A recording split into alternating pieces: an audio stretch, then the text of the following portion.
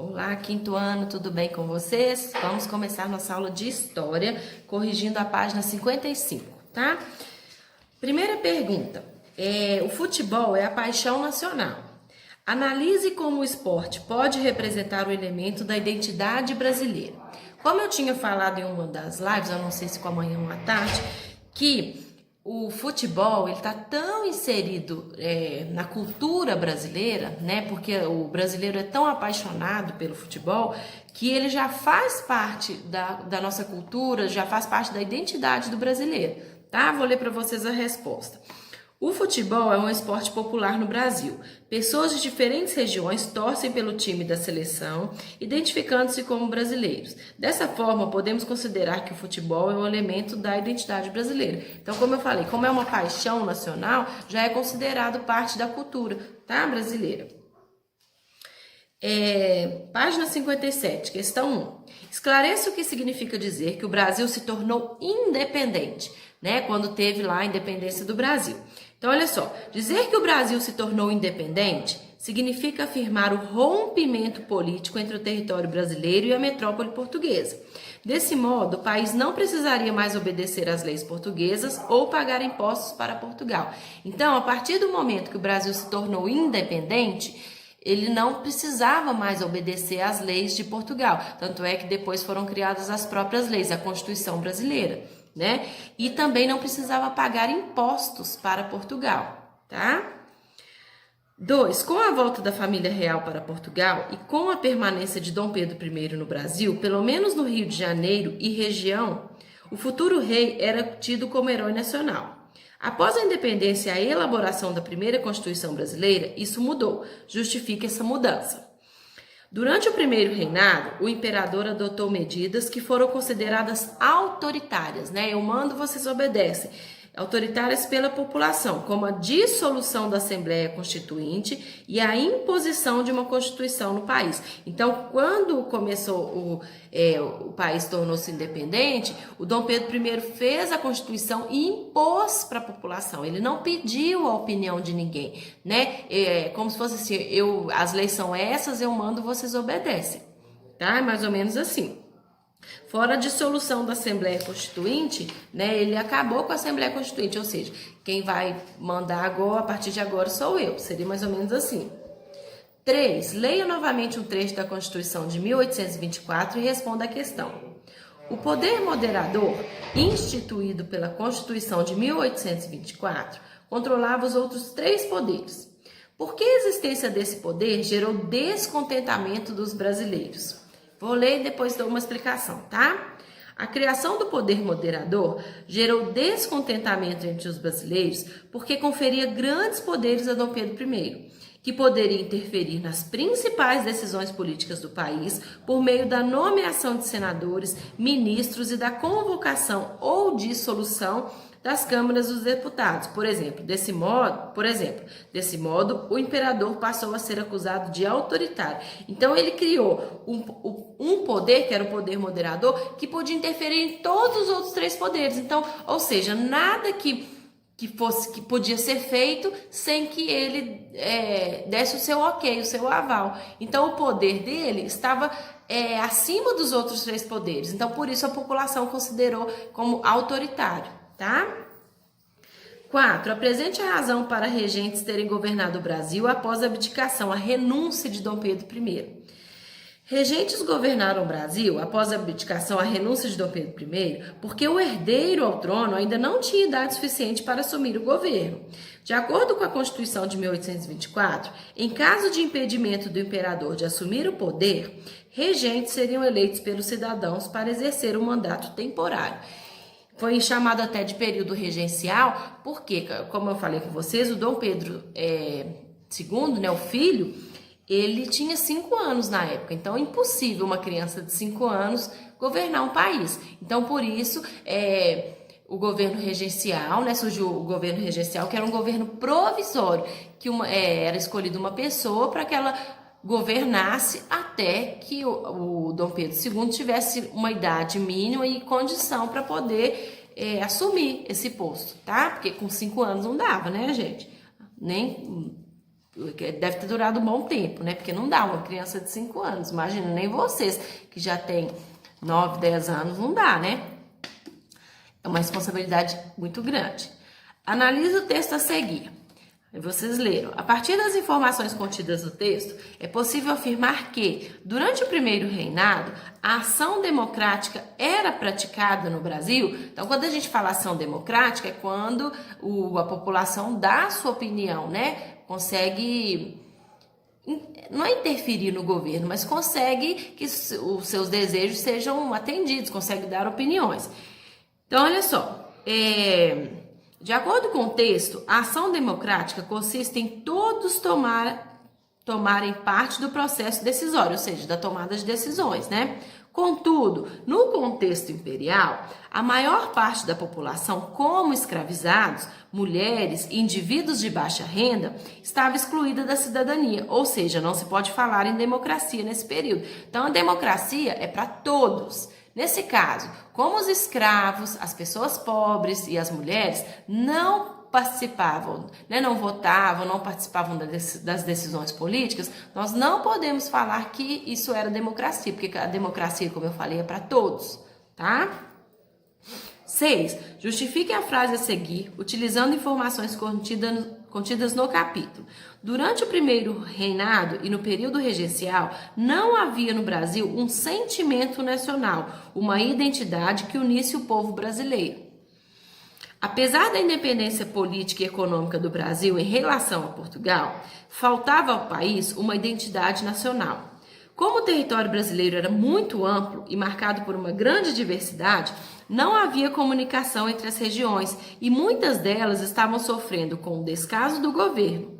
Isso fez com que os brasileiros não se sentissem parte da nação, identificando-se apenas regionalmente. Eu também havia falado sobre isso, né?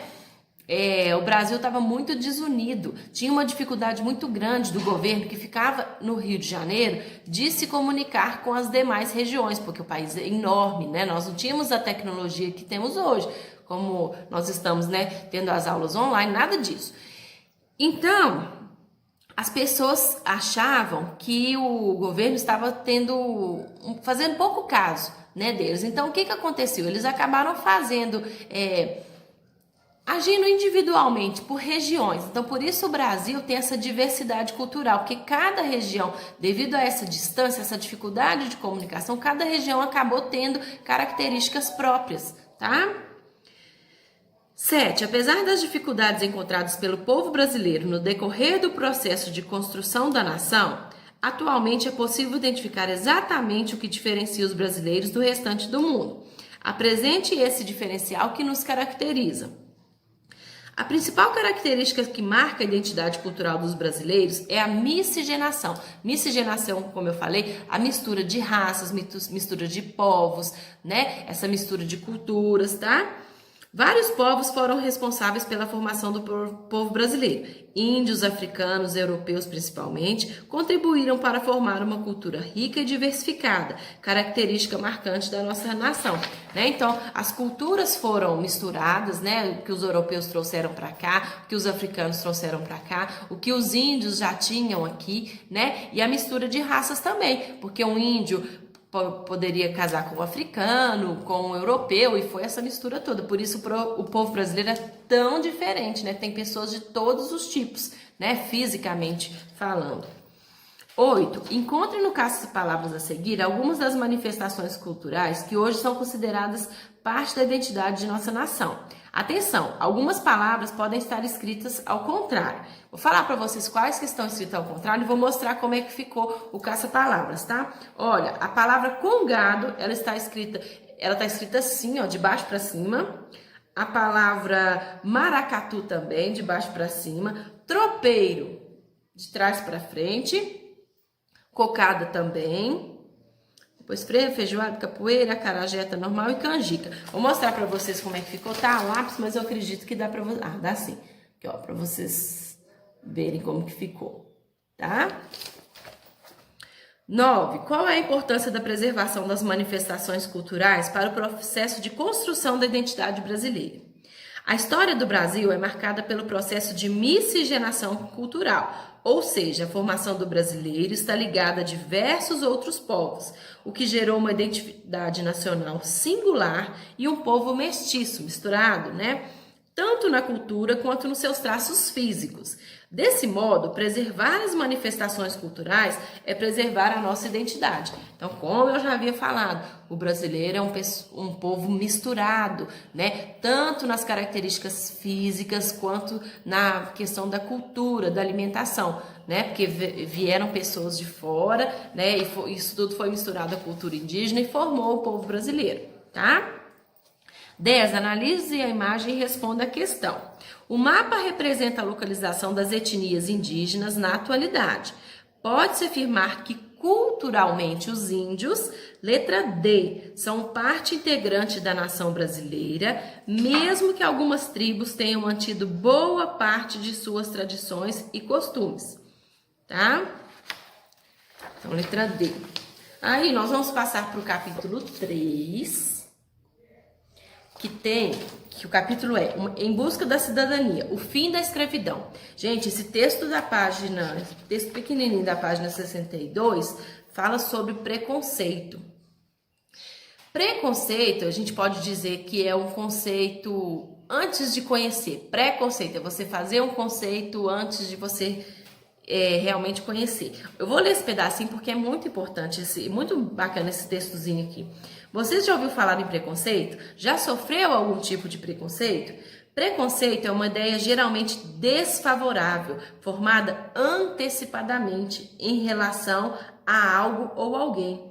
Ou seja, é uma ideia sem fundamento e sem racionalidade. O grande problema do preconceito é que, na maioria das vezes, ele gera intolerância, discriminação e todo tipo de violência. Assim, é possível considerar esse conceito sinônimo de ignorância. Então, preconceito sinônimo de ignorância. Eu achei esse texto pequeno, mas assim que tem muito significado. Por isso eu até achei importante ler para vocês, né? Porque o preconceito é isso, é uma ignorância. É você fazer um conceito de uma coisa que você não conhece, né? Gera intolerância, violência. Muito bom esse texto aqui. Então, olha só, vou falar um pouquinho da nossa matéria. Página 64. As mãos e os pés do Brasil. Então, olha só, quando os portugueses chegaram ao continente americano, eles queriam extrair daqui muitas riquezas, né? E foi o que aconteceu. Eles tiraram o máximo que eles podiam, né? Enriqueceram muito aqui, porque, né, riquezas naturais, como o pau-brasil, as pedras preciosas, o ouro principalmente, né? Então, eles enriqueceram mesmo, daqui eles tiraram tudo e mais um pouco que podiam, né? Fora isso aqui, ó, o açúcar era um produto muito raro e apreciado na Europa. O açúcar era vendido a preço de ouro, vamos dizer assim. E aqui o Brasil, além de ter muita terra para plantar, o clima é muito favorável para a produção de açúcar. Então, foi outra coisa que deu muito dinheiro para os portugueses, né? Então, essas propriedades que fabricavam açúcar eram chamadas de latifúndio, tá? E para plantar, colher e produzir o açúcar nos engenhos foi usada a escravidão, né? Então, como a gente sabe, os negros africanos foram trazidos forçadamente, né? Não foi por vontade deles, foram trazidos para o Brasil para trabalhar. Trabalhavam de sol a sol, muitas horas por dia, se alimentavam mal, eram castigados. Então, assim, foi uma vida muito sofrida. Fora a viagem deles, que foi em navios negreiros, cômodos abafados, amontoados, pessoas contraindo doenças, né? Então, assim, isso não é uma viagem de 1, 2 dias dentro de um porão de um navio. Viagem de meses, né? Vindo lá da África para o Brasil. Deixa eu ver o que mais. Aqui fala que da África milhões de homens e mulheres foram escravizados e eram tratados como mercadorias mesmo. Eles achavam que não era como pessoa que tem sentimento, que sente dor, que sente fome. Não, é como se fosse um pedaço de madeira, vamos colocar assim. Né? Uma coisa muito triste para a história do Brasil, né? O que aconteceu aqui. Nos engenhos, os escravizados faziam todo tipo de trabalho, como preparo da terra para o cultivo da cana, plantio e colheita, assim como grande parte dos preparos do açúcar, tá? Na página 65 tem essa imagem aqui, que é chamada, No caso aqui é o escravo de ganho, né? Mas aqui falando da mãe preta, o que que era isso? Algumas escravas faziam o trabalho doméstico, né? Os trabalhos da casa, cuidavam dos filhos dos donos da casa e além disso serviam de mãe preta, que chamavam também de mãe de leite, porque além de cuidar daquelas crianças, elas amamentavam, né? Dar o leite mesmo para as crianças, tá? Aqui fala que alguns escravos trabalhavam em lavouras, como também tabaco, mandioca, e outros eram escravos de ganho. O que é isso, os escravos de ganho? Eram escravos que tinham a confiança dos patrões, né, dos donos deles. Então, eles faziam um trabalho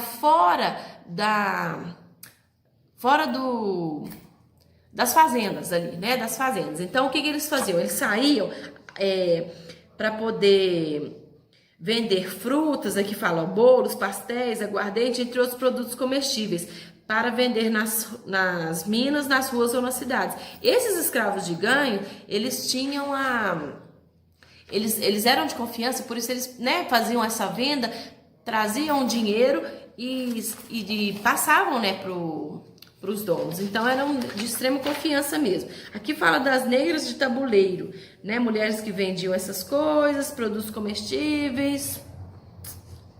Tá, então não deixa de ser um escravo de ganho também. Na página 66, resistência e liberdade, né, gente? Claro que os escravos africanos não aceitavam aquilo de forma... Não aceitavam bem. Quem que vai querer ser tirado do lugar onde morava, no caso da África, para ser escravizado, ser tratado aqui como uma mercadoria, ser maltratado, passar fome, entre várias coisas que aconteciam. Então, claro que não eram todos, mas uma grande maioria tentava resistir a isso e tinha o sonho da liberdade, né? Quem que queria isso para a vida, né? Ficar longe do seu país, longe da sua família, sendo maltratado? Ninguém, né? Então, olha só, além de trabalhar muito e ter pouco tempo de descanso, ser impedido de praticar sua cultura e religiosidade, claro que lá na África eles tinham a cultura dele, a religiosidade deles.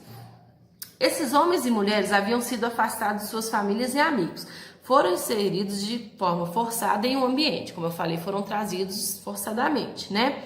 E aí, a forma de resistência deles eram os quilombos. O que eram quilombos? Eram os lugares onde os escravos fugiam, né, e iam se esconder lá. Lá eles podiam praticar sua cultura, né, as suas danças, a religiosidade deles, viviam livremente, né, mas claro que os donos das fazendas, né, não iam deixar por menos. Eles contratavam os capitães do mato, que eram pessoas que iam procurar esses escravos fugidos e acabar com os quilombos, né?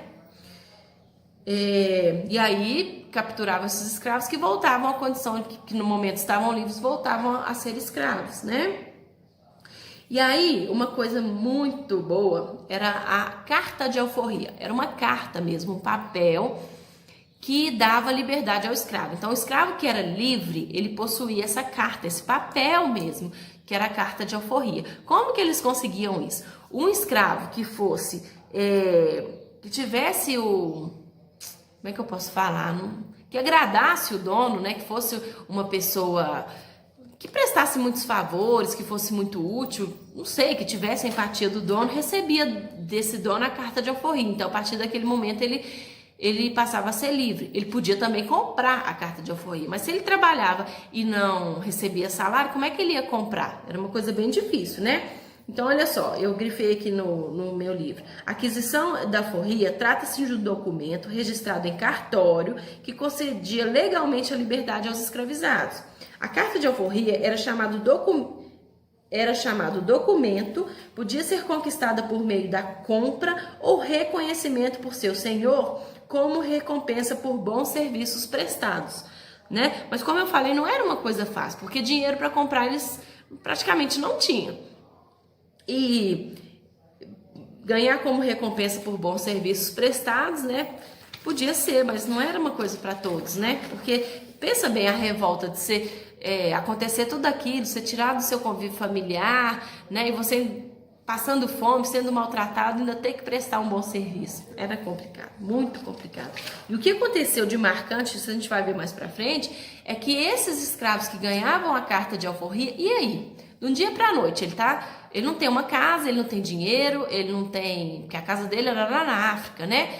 O que essa pessoa vai fazer? Né? Aí que tá o grande problema que até hoje na sociedade brasileira nós temos, né? A desigualdade social. O que essa pessoa vai fazer depois que ela ganha essa carta de alforria? Vai para onde? Né? Isso aí é uma coisa que nós vamos estudar mais para frente, mas já dá para vocês começarem a pensar aí, tá bom? Então, ó, as dúvidas vocês anotem na agenda, no caderno de história, onde vocês quiserem, no próprio livro, se quiser, para perguntar para a professora na nossa próxima live, tá? Não deixem de perguntar, tá bom? De anotar, porque a gente acaba esquecendo, tá? Então, um beijo para vocês, até a próxima.